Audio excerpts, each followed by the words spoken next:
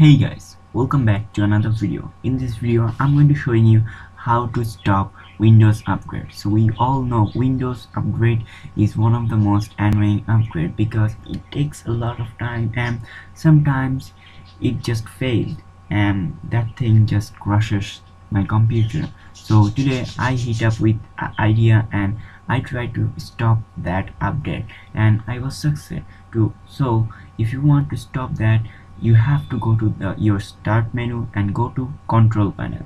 After doing that, you have to go to the system and security settings, then go to the system option, and then you will find the advanced menu option. Then go to there and then you have to select hardware and then go to hardware settings, and then you have to click on the no option and uncheck automatically upgrade and then hit OK. You're done. Now you have successfully stop Windows update. If you have any doubt, you can just restart your computer and you can see that if it does work.